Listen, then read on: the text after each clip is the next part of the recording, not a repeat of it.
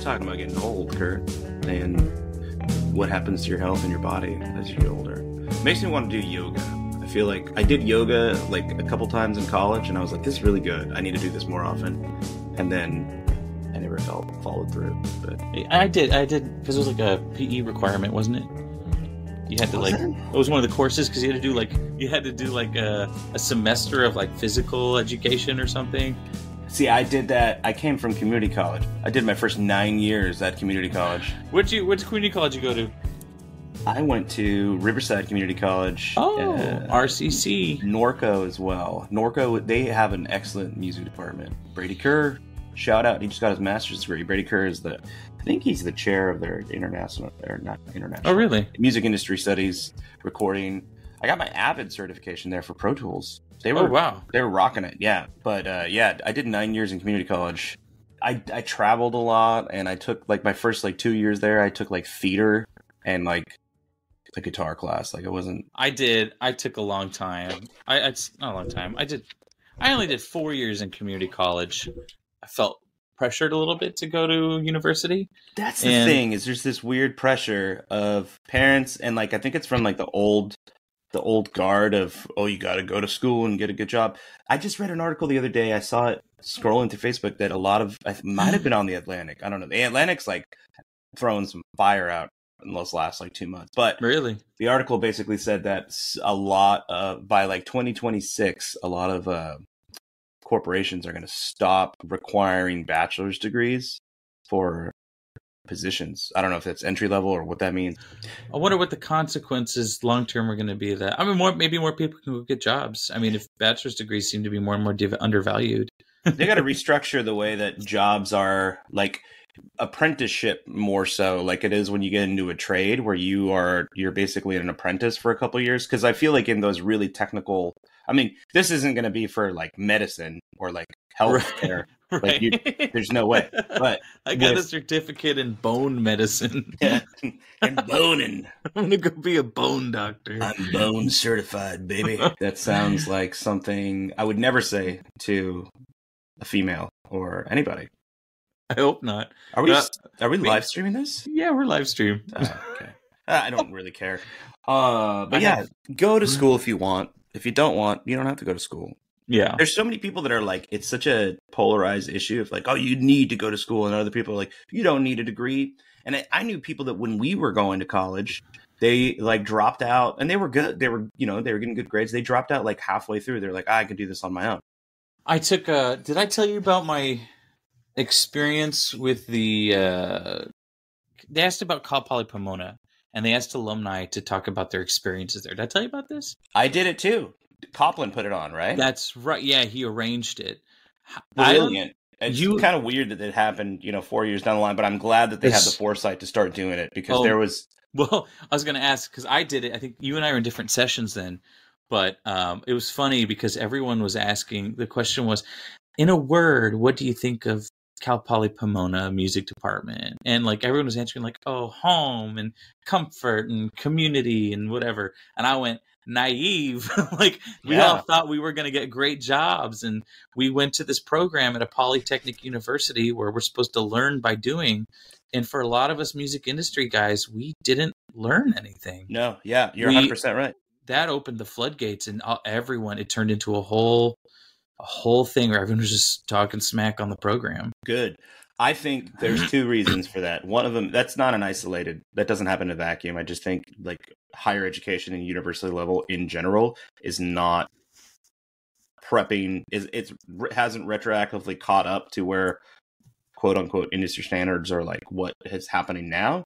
So that is, you can replace music industry studies with any major and you're going to get the same outcome. It's just hard to get good paying jobs for people that are coming right out of college. Yeah. Number two, I had a very different session than you did.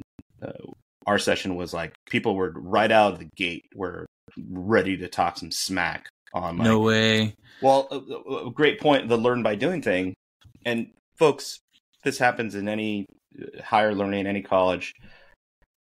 it is good to have feedback, and I'm glad. So what this was, it was a listening session.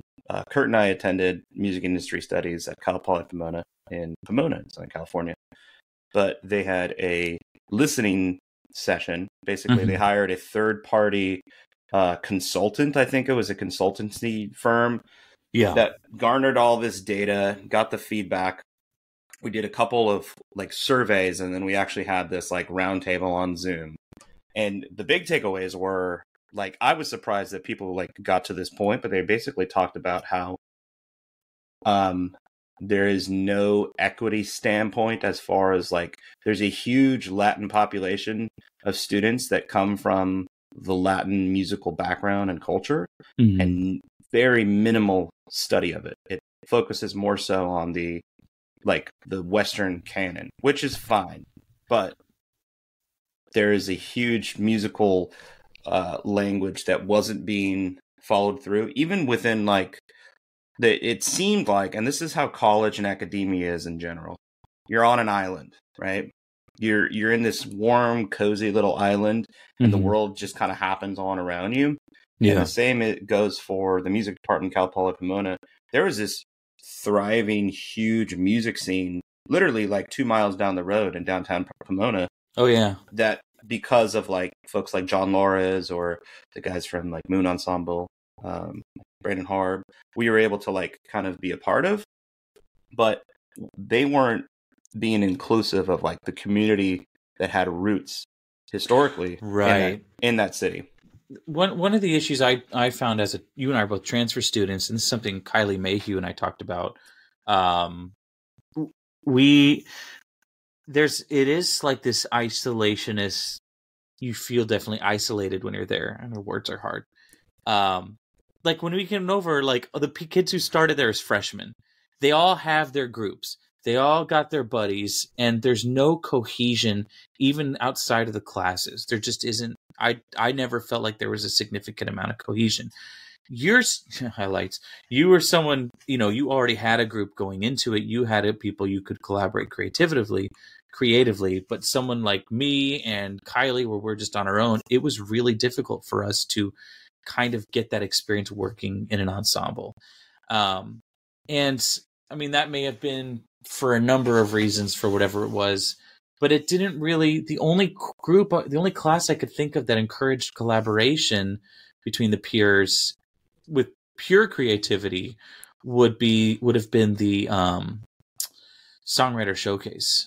I think that was, props to that. That was probably the best experience. That in the recording classes with Dan Long and Arthur Weiner, songwriter showcase. I think when it came to like hands-on producing and making and releasing music, that was really, really a really important experience.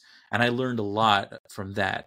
But overall, when it came to things like not just necessarily being part of the community, but like you said, being part of just the music industry and staying relevant, the metaphor I like to use is we learned how the engine worked, but we didn't learn how to drive the car. Yeah, absolutely. And that's I don't know.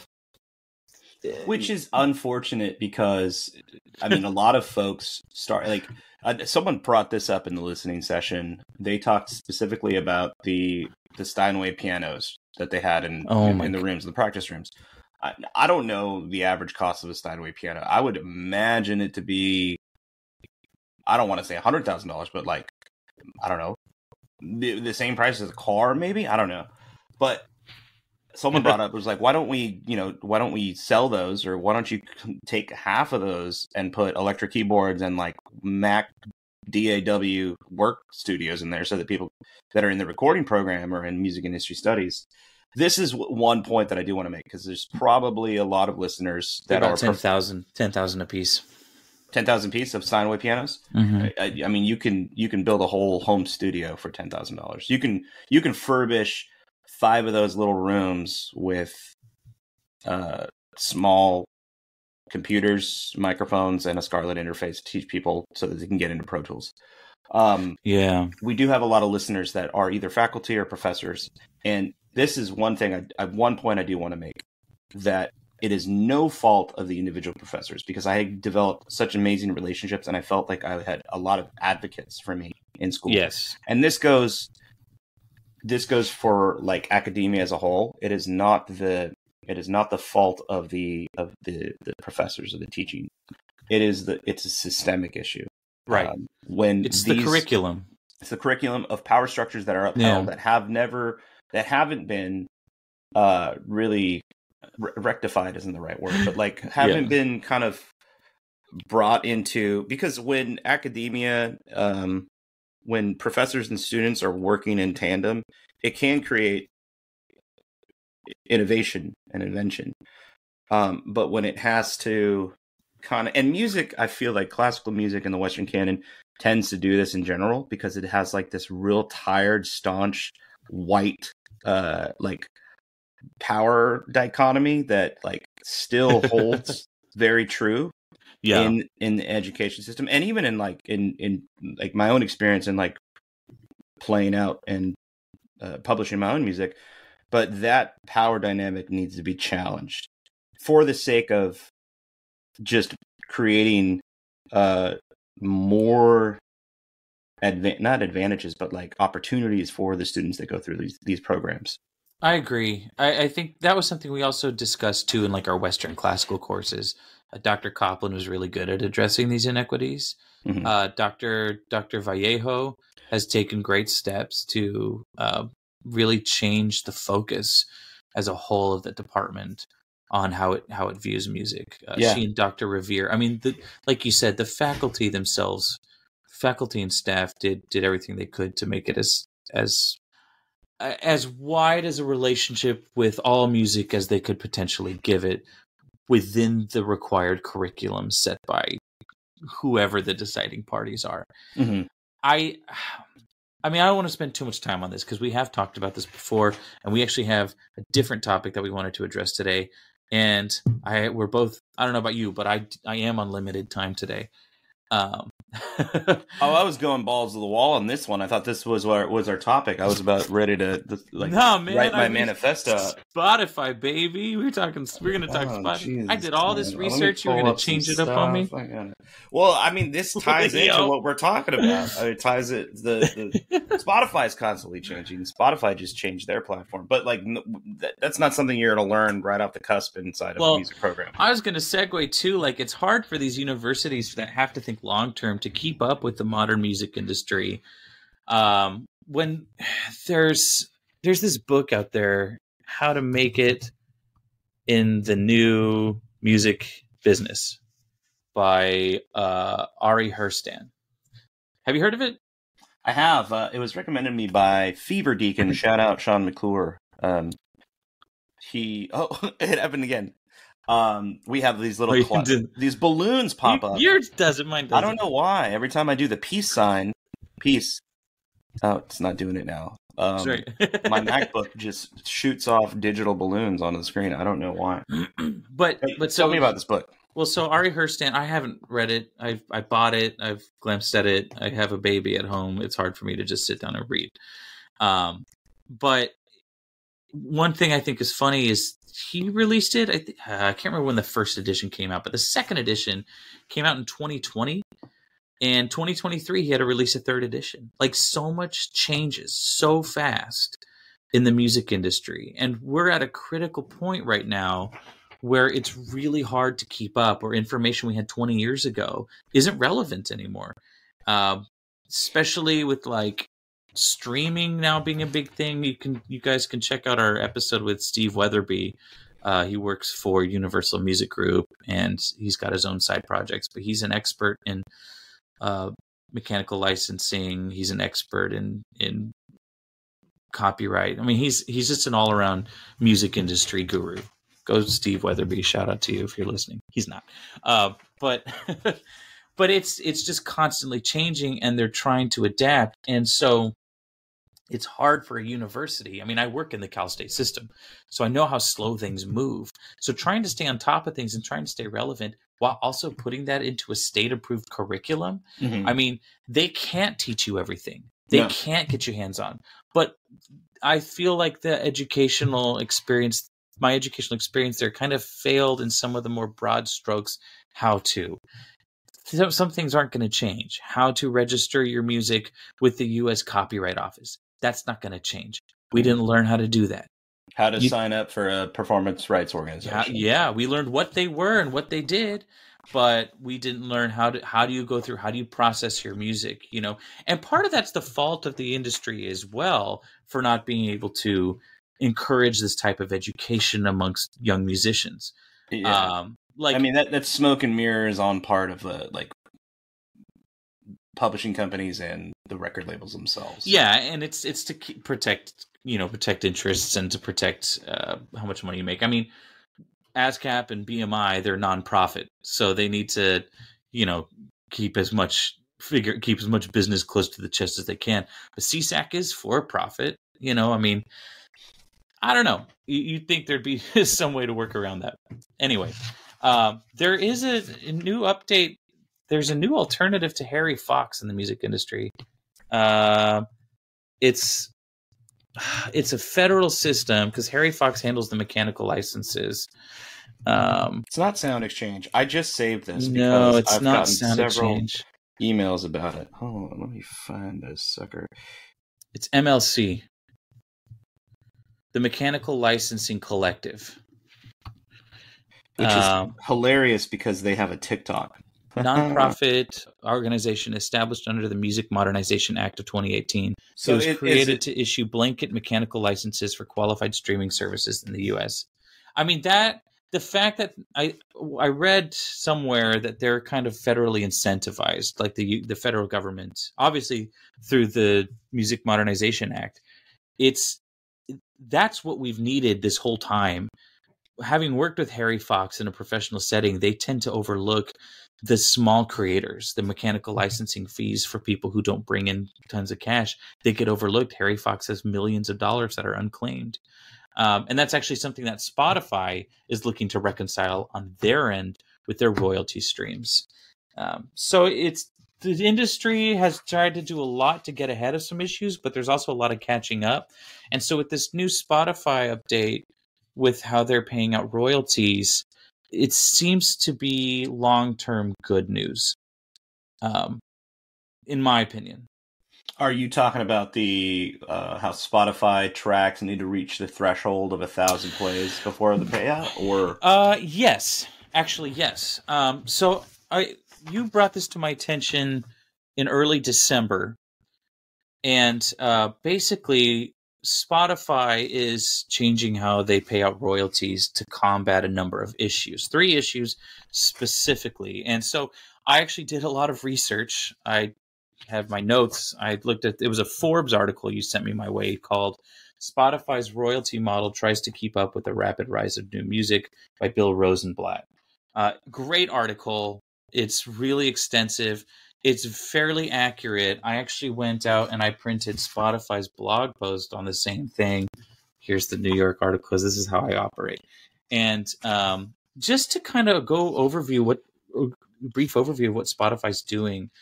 The title of their blog is Modernizing Our Royalty System to Drive an Additional $1 billion towards emerging and professional artists. And this came out, they announced this on November 20th, 2023.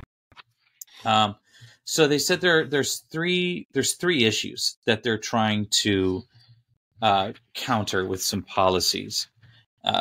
They say that there's 3 particular drains on the royalty pool that have now reached a tipping point. And so they've been collaborating with artist distributors, independent labels, major labels, label distributors, and artists and their teams to introduce new policies to 1, further deter artificial streaming, 2, better distribute small payments that aren't reaching artists, and 3, rein in those attempting to game the system with noise. They are anticipating this to be kind of a long-term solution for some larger issues. I was going to say noise. Could that just be preemptively getting ready for AI music that's going to be just pumping out? List of terms, baby. This is what I do. Paralegal training. So noise tracks. They're defined as a genre of music that is characterized by the expressive use of noise. And what's become an issue is for Spotify, in order to generate the old model, in order to generate a revenue stream, in order to get a royalty credit, it has to be at least, I think, 30 seconds long. So what people were doing is they were putting in 30-second long tracks of just like noise, like whale sounds or whatever. This is what they define as it's called functional music, background noise, things that people use to help them sleep. So yeah, it says they're shortening whale sound tracks to 30 seconds, and then they stack them consecutively in a playlist without listeners noticing, so that they earn outsized payments. So the noise recordings, they're beyond the track length, they're valued in the same way as music recordings. So what Spotify's doing to address that is they're increasing the minimum track length of functional noise recordings to 2 minutes. Functional content is defined as music which, when properly administered, accomplishes specific predetermined ends other than entertainment or pleasure. So not only are they increasing the track length requirement for 2 minutes, they were also going to work with licensors to value noise streams at a fraction of the value of music streams. So functional music will only pay, I think what I gathered was about a quarter, 25% of what a music stream will pay out. What you have going on is when stores started putting in the self-checkout aisles, and you saw them coming up, 10, 15 years ago now. People, this is what I would do. You get your basket of goods or groceries, and you check, 3 or 4 things, and then you don't check out the other 5 or 6 things. And you get a $50 ribeye steak for essentially the price of a stick of gum. But there's people that are gaming the system, and it sounds like that's what's happening. Like what it is. I use this. What's their name? Wolfpack. Totally, and this is a completely different scenario because this is an actual band of these are musicians. These aren't people that are curating functional noise, but they had created a track really early on in Spotify's usage. I think this is back in 2012, but they basically created a track of just silent, an album of just silent songs. But these are instances of people gaming, if you will, the Spotify royalty payout system, which is, good on them to. At the time, yeah, it made sense because the royalty payment system it didn't make any sense. It was corrupt, and even if it was legit, the royalty payment system they had in place wasn't supportive of independent people, independent artists, small artists not making a lot of money. One thing Spotify's doing is they're changing up their royalty payment model. So what they had originally been doing. This is from the Forbes article, the way they describe how they're paying it. So major labels have been pushing for lately. It's a so-called artist-centric royalty system. The traditional royalty scheme is the pro rata royalty scheme. That's defined as each party or person receives their fair share in proportion to the whole.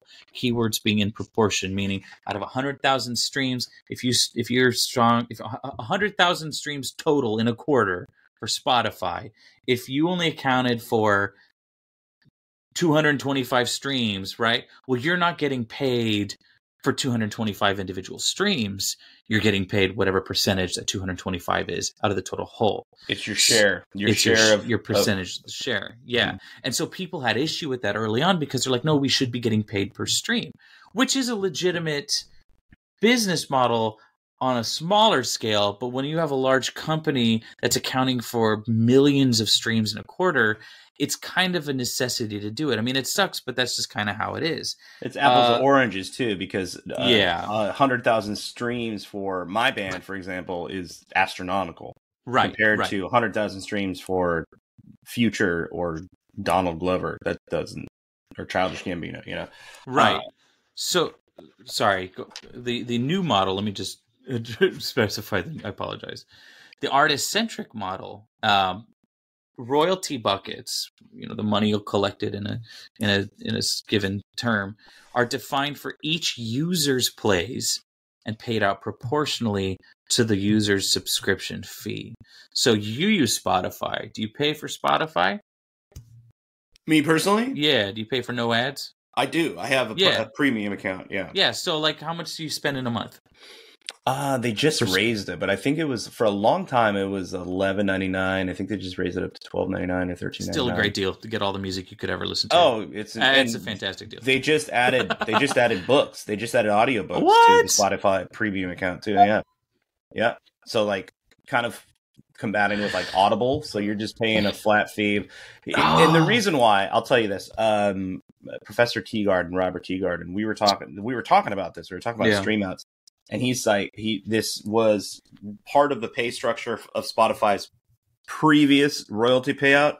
He said they pay higher on if you have a listener who has a premium account who is streaming, the more people that are premium subscribers, the more pooled money Spotify has, because they make, I think it's the 80-20 rule when it comes to, or close to it, or maybe 70-30, but 80% of Spotify users,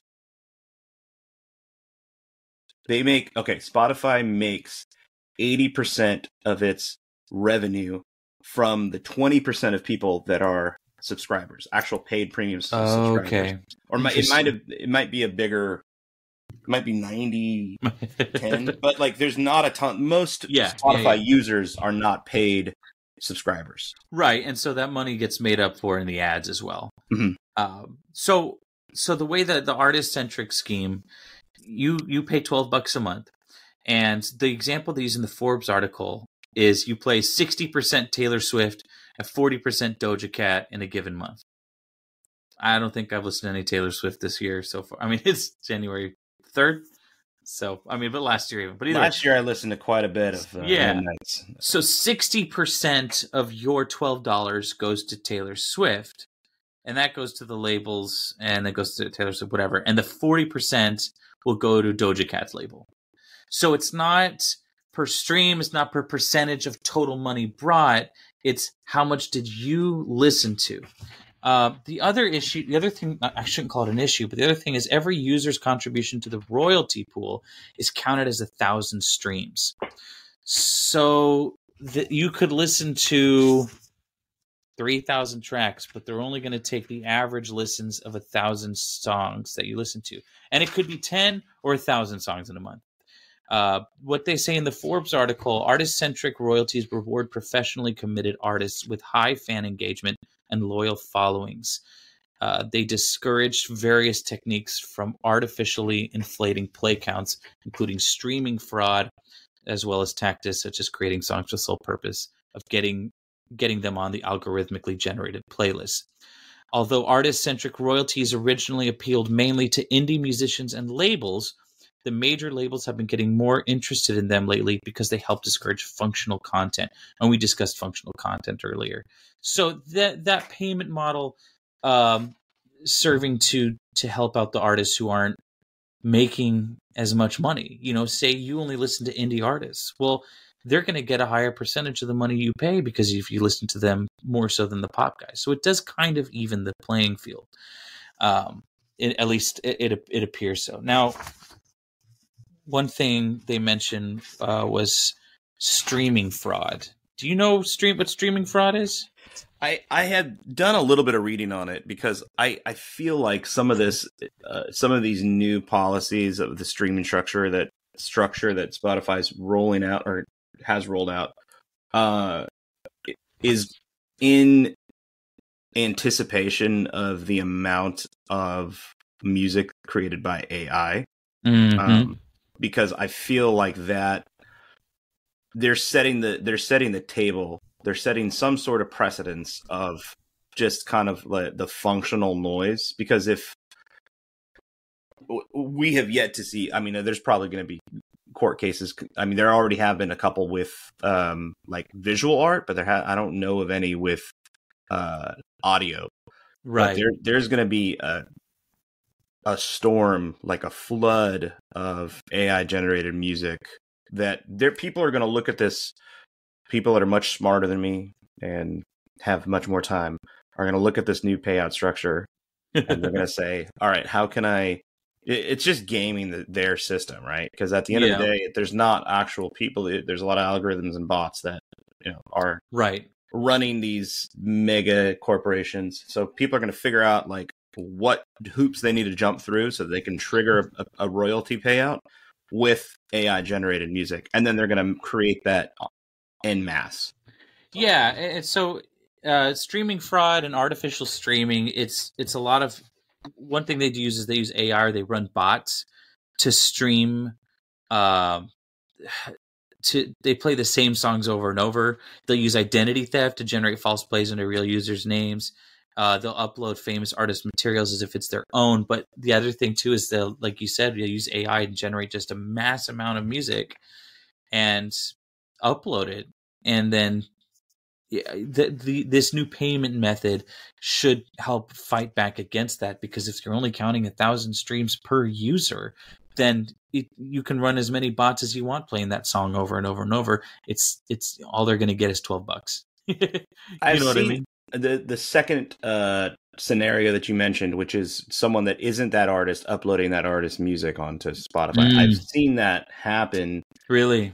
There are, and there's other companies that do this. They do aggregate. So if you see, do you remember when you used to go into Target? And I might age myself, and also if you are Gen Z or younger, you may not understand this, but in Target they used to have those like big plastic things in front of a CD case that had all of the CDs as like a picture, and you press like the CD, thumbnail, like a thumbnail, and they were all compilation CDs. They were compilation CDs of like Elton John, or they were like Celtic, music, or whatever.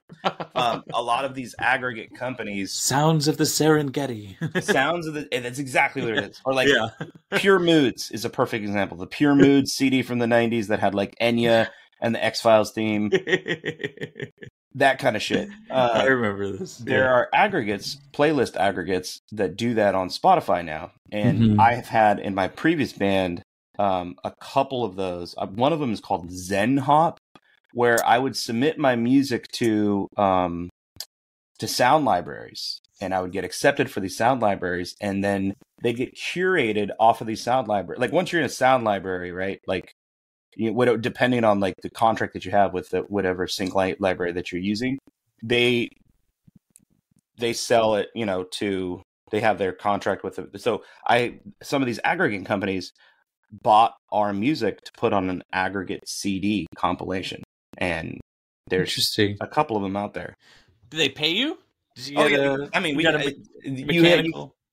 think what they do is they use the ISRC, your International Sound Recording Code, whatever, embedded into the song. So it doesn't matter if they're publishing it on an aggregate, we're still getting the streams off of that.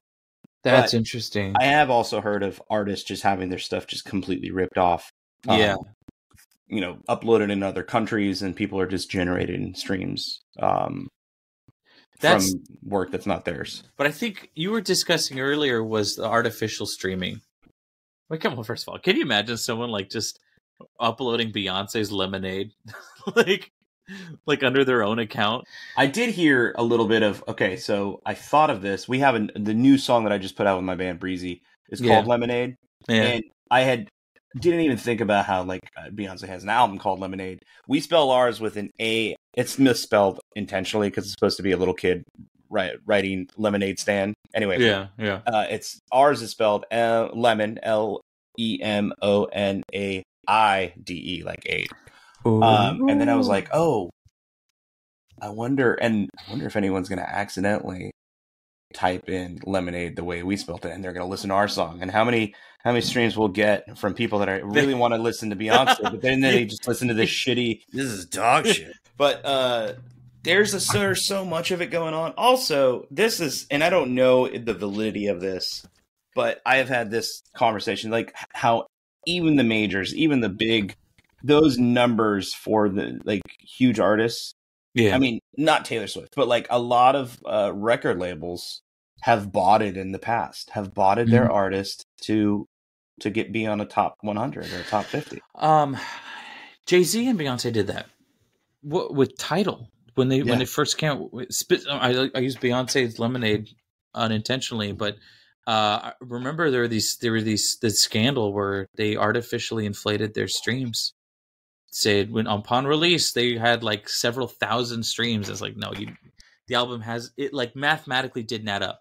The album did not. It wasn't out long enough to generate the amount of streams if like every person on Earth had streamed it 50 times. 50 times. Or was that like the numbers didn't make any sense? It was like, first week we generated this many hours of streaming. Like, that doesn't make not everyone's listening to Lemonade. It's the same trick in just a different medium, because what publishers used to do to get on the New York Times bestseller list in the 80s and 90s is that publishing companies would print all of the books that I'm just picking an author. Michael Crichton is releasing The Lost World.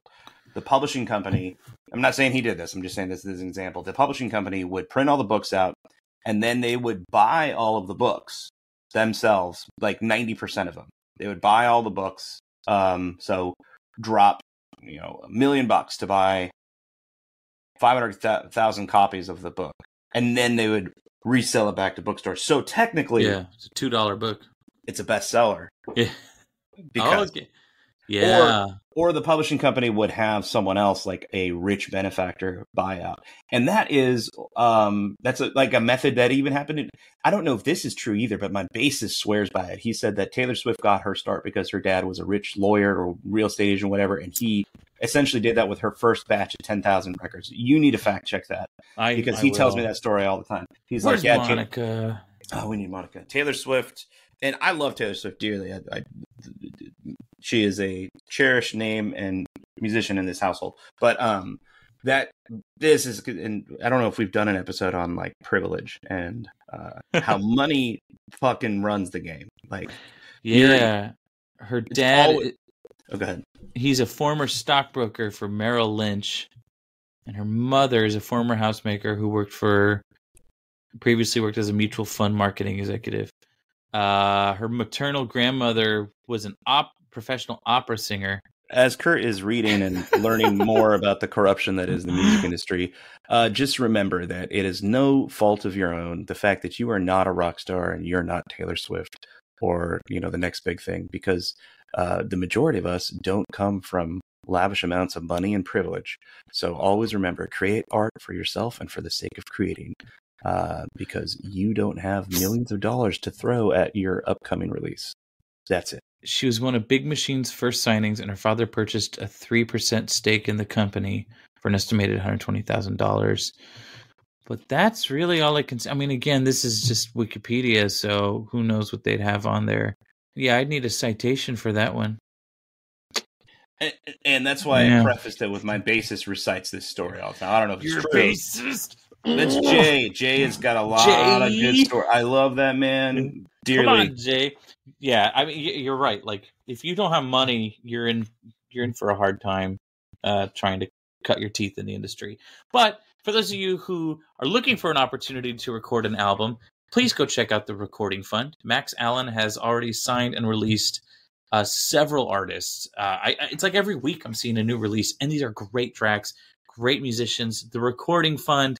Please look it up if you want to write and release some music. You do have to apply. It's through a grant. Check out our episode where we interview Max Allen from the Recording Fund. Fantastic opportunity, and it's a service that is dearly needed in this industry.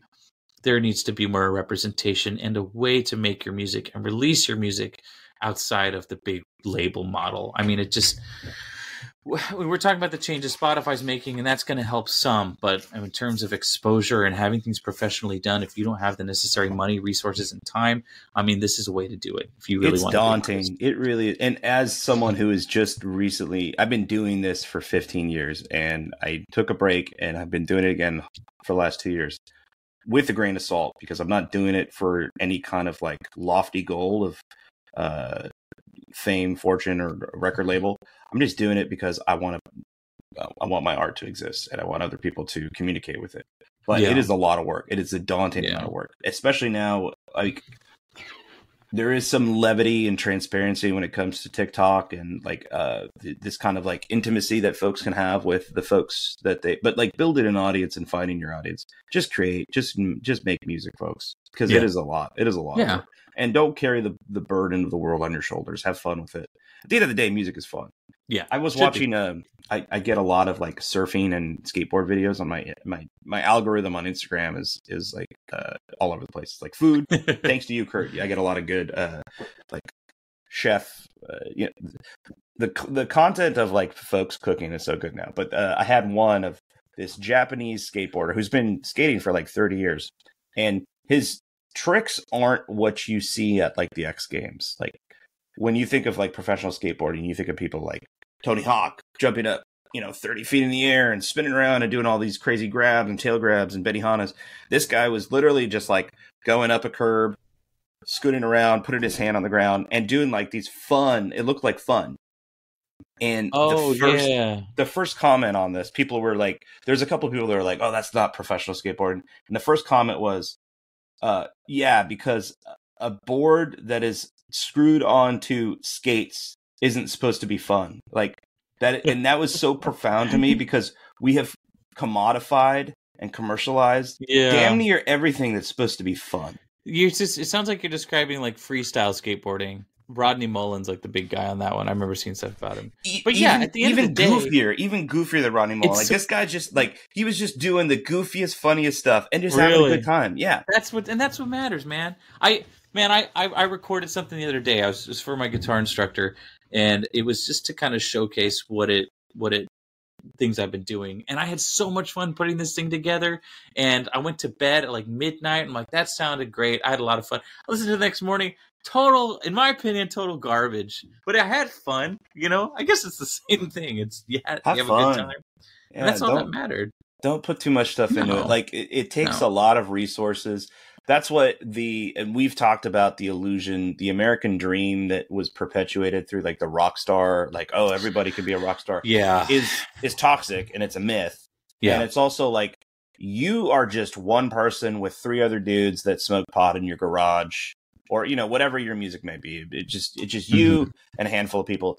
These people, Beyonce, Taylor Swift, any of your smaller touring act bands throughout the country have teams of people. They do. Teams. They have publicists. They have writers. They have lawyers. They have finance people. I don't know what you call those people. Budget. I don't know. Budget people. Something. And that's the thing. That's a good point, Leo, too. It isn't viable. You're not going to be a millionaire making music anymore. Unless you're extremely lucky and your parents have their name in blue on Wikipedia, like it's not going to be a thing. You got to do what we're doing, have a 9-to-5 job, and you just got to keep this as your passion on the side. But I think that also removes a lot of the pressure off of it too. If this isn't how you get your bread and butter, if this is just something you do for fun, there's a lot less pressure. I think there's a lot more freedom to be creative. That being said, I mean, there's a whole group of people who work in the production music side of the industry, and they a lot of them make a really healthy living. That's a viable way to go if you're not set on being a rock star or pop star. But that being said, if that's not your goal and you want to release music, I mean, it seems that like Spotify, getting back to our topic, Spotify is making some changes to at least make it a little more viable. The reality is almost anyone can record and release a song nowadays. You don't have to necessarily purchase an instrument to do it either. You can do it all digitally. You can do it on your phone, yeah. Oh, yeah. You can do, I mean, it's not going to be super convenient, but you can do it. Overall, I think Spotify is making some good changes here. And I need to specify, when I say making music, I don't mean using AI to make music solely. I think AI serves as a good tool as a jumping off point, as a way to start a project. But if you're just releasing artificial music and you're trying to generate streams, honestly, shame on you.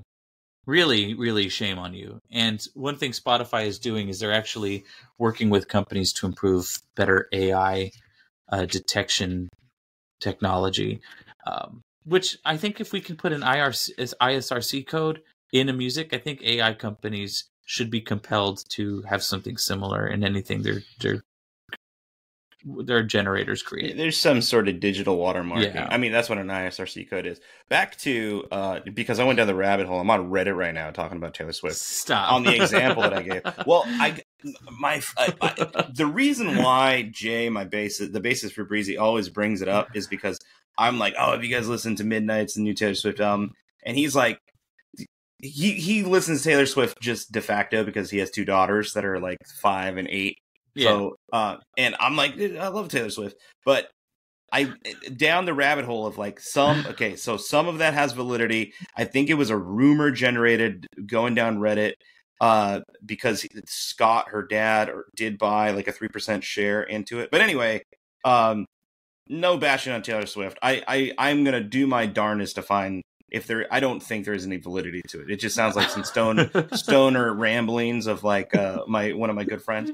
But a very viable conspiracy theory. Yeah, I mean, it makes sense. It makes sense in like folks that have the means to inflate their numbers.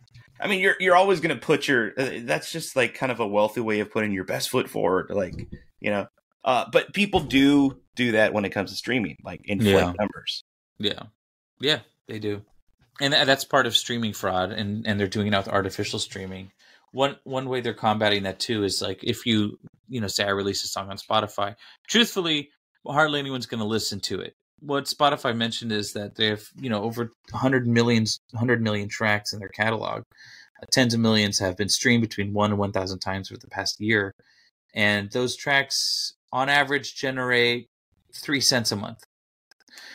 And labels and distributors require a minimum amount to withdraw, $2 to $50 per withdrawal, and banks charge a fee for the transaction, $1 to $20 per withdrawal. So those small payments are often forgotten about, which goes back to what we were talking about with Harry Fox and a lot of our mechanical licensing fees too. And the MLC. Yeah. So it's like it's not beneficial for people to release music if they're not going to get the listen. You're not going to make money. You want to get a check for 3 cents? Okay, well, that's it. There's been that's a negative what $3.03 for everyone else involved. I mean, music is immediately a sunken cost. The second that you create it, record it, master it, you're already in the hole before you even get it out. Well, the fact is, too, you do want to see a return on investment if you intend on doing this. So what Spotify's doing is they're creating a threshold. You have to have 1,000 streams on a particular track in order in 12 months to generate recorded royalties. So, I mean, what do you think the implications of that are? Or what do you think that's going to do to artists who are releasing music?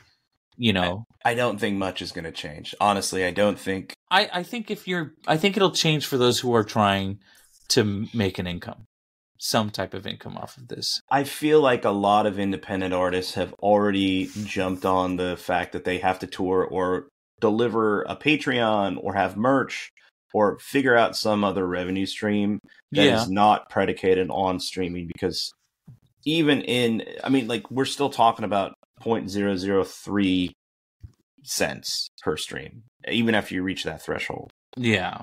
So you're dealing in like fractions of a cent. So like, I don't think anything is going to be drastically changed, even for the artists that are well-intentioned that are trying to. With that said, like, don't throw the baby out with the bathwater. Like, go ahead, continue to invest in like sending people to your Spotify. Like, the goal for musicians now is relevancy as far as like access. Make sure your music is on Bandcamp, is on SoundCloud, is on Spotify, because even though Spotify is the biggest player in the game, they don't have 8 billion people that are using their app. Yeah, their market share is Apple's like nipping at their heels, like it's coming up probably they're trying to, but catch up to Spotify. But I think this is a call to musicians to just be ubiquitous with where you're putting your music. Make it accessible.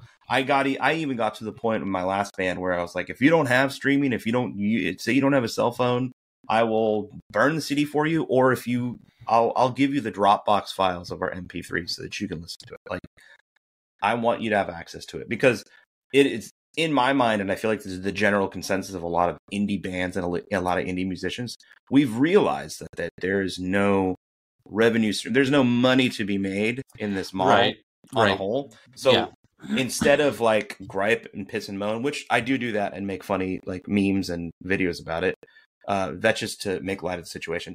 I'm going to rather focus my energy into something that's more productive, which is creating more accessibility from the people that want to listen or that I know will listen if it reaches them. Those are your dedicated followers, but you're also going to have people who are just going to stream you on Spotify. And I think that turns this more into a passive form of income for these indie artists too, right? Okay, you're not actively trying to make money off of, you can't force people to stream your music. What you can do is you can go out there and do the legwork. Like you said, you can tour, you can promote yourself, you can connect with your fans.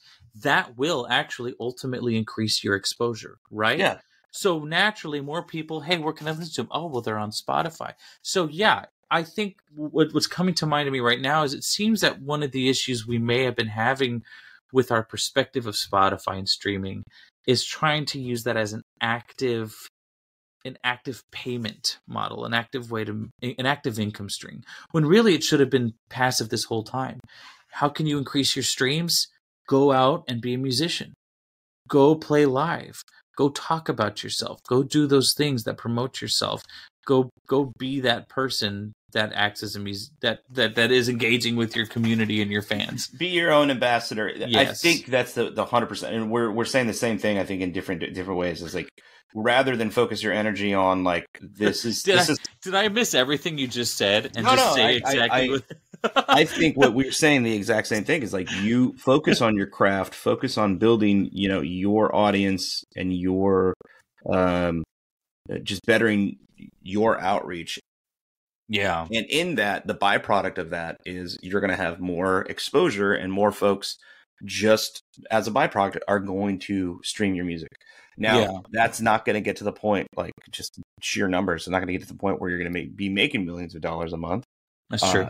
But at least you have some sort of passive income. I mean, I can give you, I think with my last band, Castle Pines, within like an 8-year period, we made $1,100.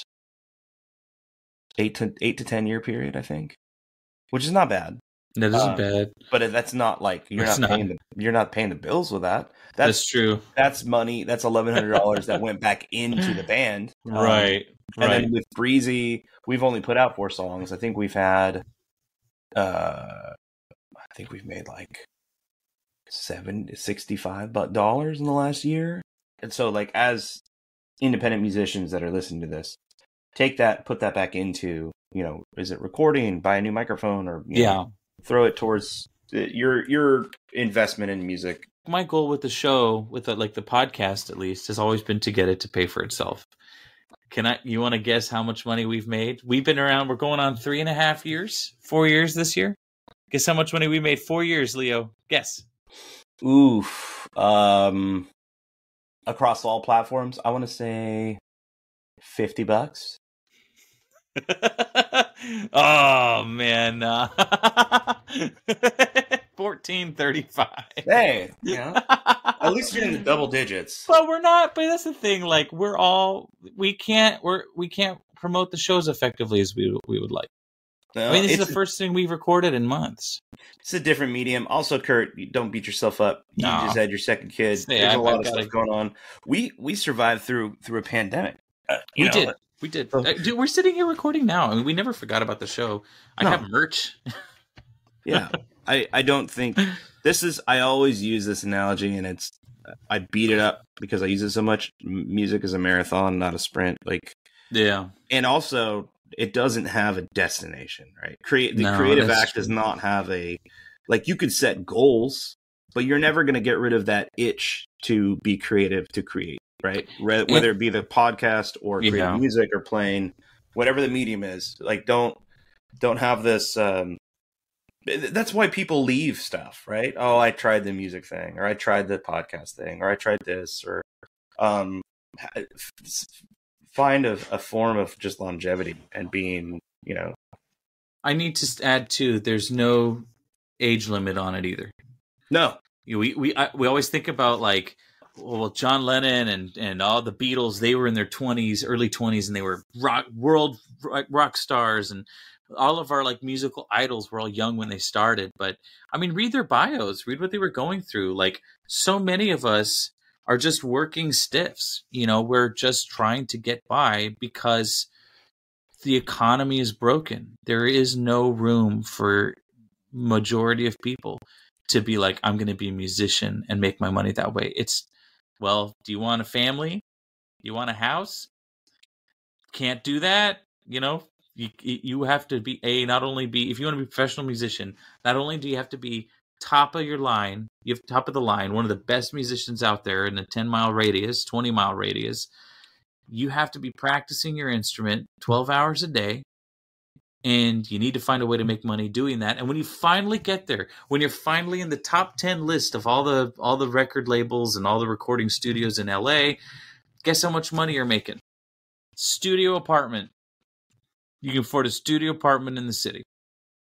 It just isn't viable. Songwriting farms aren't a thing anymore unless you're exceptionally good. So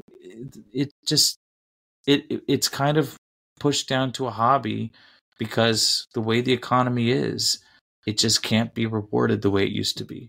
And that's okay.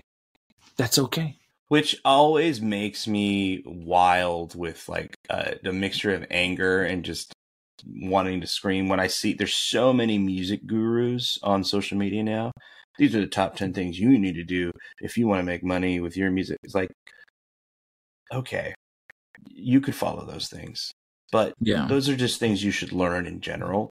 Like, it's the adage of just dangling the carrot in front of folks, because we're addicted to this system that doesn't work, that's broken. The economy, the systems of, you know, we're talking about Spotify, we're talking about the music industry, you know, cross out that and input any other system that we're currently seeing crumble in front of us. Political systems, monetary systems. But when I see these gurus or folks that are like, they know how to advertise and promote really well, say that, like, you know, pay $39.99, that are getting well-intentioned folks. Now, I'm going to make a comment. They might, you know, is academia that? Is academia that on the long term? No, that's terrible. I shouldn't say that. I mean, I made friends with, you know, I met you in college.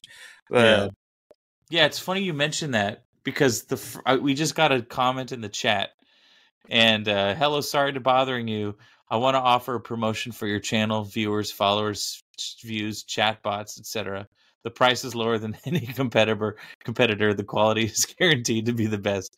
Flexible and convenient order management panel, chat panel, everything in your hands. Like, trying to sell us ways to monetize, make more money off of stuff. Off of this that we do for, it's funny how much money I probably spent like the first 4 or 5 years.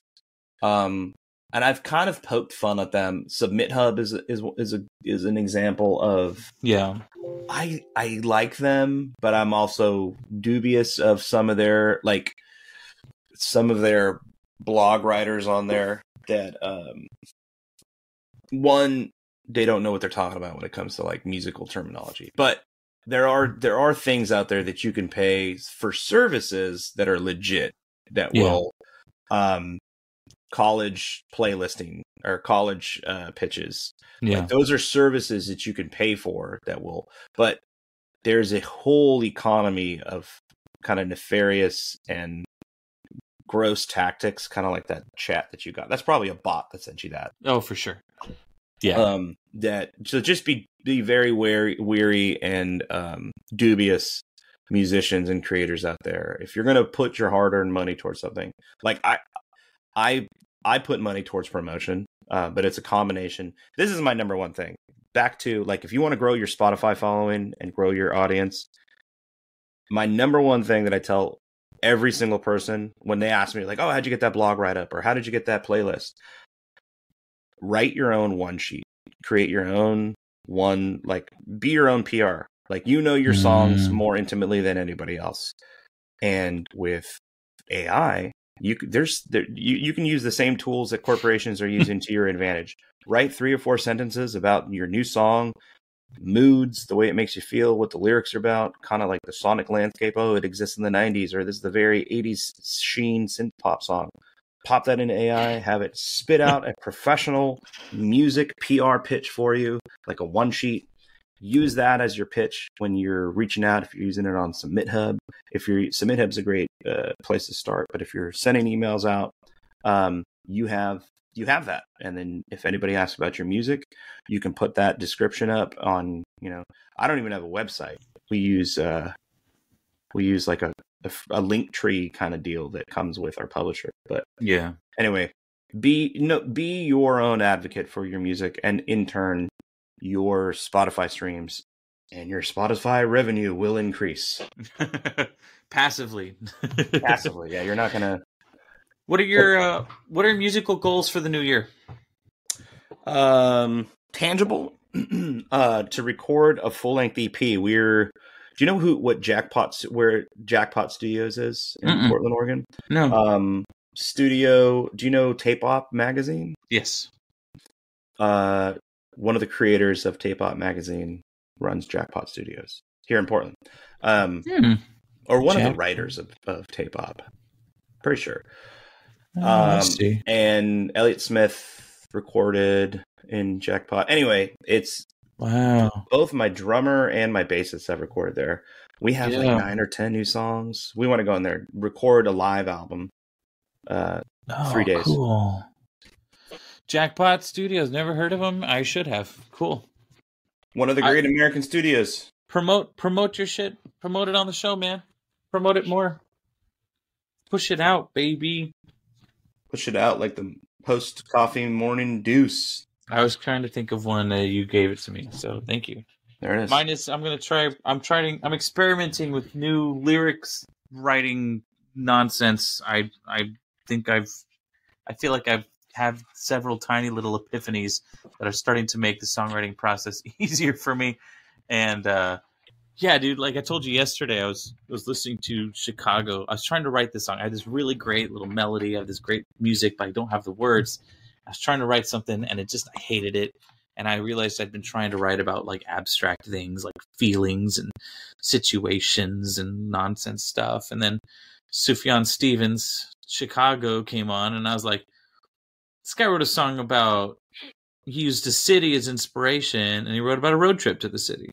Mm-hmm. And I'm like, I don't know why, Leo. The first thing in my mind was the DMV. So I'm working on a song about the DMV, and it's coming easier because I picked something tangible and concrete to write about. Yeah, I thought that was a great idea. I think I hearted your comment because I was like in the middle of I was like, oh, nice, I like that. Those are great writing exercises, man. Because there's no, it's just having different colors in your like arsenal. Mm-hmm. Of like, oh, I'm gonna write this song this way, and whenever inspiration hits, and then you're better equipped to follow that down to the path that it needs to go to, because there's not one size fits all. Some people do it. I mean, the Steve Albinis of the world that like are very structured and treat it like a plumbing job. But, yeah. You also have you learn to, it's just like music. It's just like learning, like, oh, it's easier for me to play the G chord and do this. And like, you figure out your own kind of like way with it. And lyricism and songwriting is the same way. Yeah. Have you read, How to Write One Song? I read like halfway through it on a plane trip, and then, you gotta finish it. Yeah, you gotta read it. Finish it. You gotta read it again. I'll put it on my, I'll put it in my queue. I'm really sad. I'm not sad. I'm happy. I let my friend. So Fever Deacon is a producer, pianist, DJ in Portland. His name is Sean McClure. One of my best friends. He lives up here. He's featured on the new Breezy single, Lemonade. Yeah. Just came out a couple weeks ago. The ending of that song is like kind of like noise-core, post-rock, post-hardcore, like almost death metal-y, where it's just like kind kind of a wall of noise, and I had like really soft screaming in the background. And he kind of made this soundscape behind it of like a bunch of oscillating synths building up. And then we took there's a famous sermon in the Baptist faith, or like Christian faith. It's called "Sinners in the Hands of an Angry God," and it was during the fire and brimstone period that sermon is really popular. And there's a recording of it on him, and I went down the rabbit hole of the Library of Congress, which is they have a whole section of copyright free sounds that you can use, and that was one of them. And we took that sermon because Lemonade is about kind of like the unlearning of religious trauma. More specifically, a friend that I knew who was a youth pastor who took his own life. So it's about like self-harm. Yeah. So we used that sound clip from the Library of Congress of Sinners in the Hands of an Angry God, played it backward and slowed it down, and threw a ton of reverb and echo on it. And it's the last like maybe 2 seconds of the song. But oh wow! I gave, back to what we were talking about, I gave my copy of Jeff Tweedy's How to Write One Song to Fever Deacon, my friend Sean. So I'm like looking for the book because it's kind of like I always like hold it up and I can't find it because he has it. So, and he's loving it. He's loving it. So that just means you need to finish it, Kurt. Okay. I'll add it to my queue. I'm almost done with the book right now. I'll put that one right next. It's a quick read. It's a quick read, but it's also like a wealth of like coming back to it because there's so much depth in there, and the exercises that you can there's a lot of good stuff that I feel like you can use. There's a book of utility. 2 great books mentioned in this podcast: How to Make It in the New Music Business by Ari Herstand and Sinners in the Hands of the Angry God. No. Yeah. How to Write One Song by Jeff Tweedy from Wilco. Leo, I got to get back to work. Yeah, ditto. I appreciate you. Good talking to you. And thanks for everyone who came on to listen. All one of you, and it's me. A-okay. Totally fine. Thank you, listeners. Want to sign us off? Yeah. Thank you, everybody, for listening. This is Leander Barrientos and Kirk Bemke. And you're listening to Just One Song.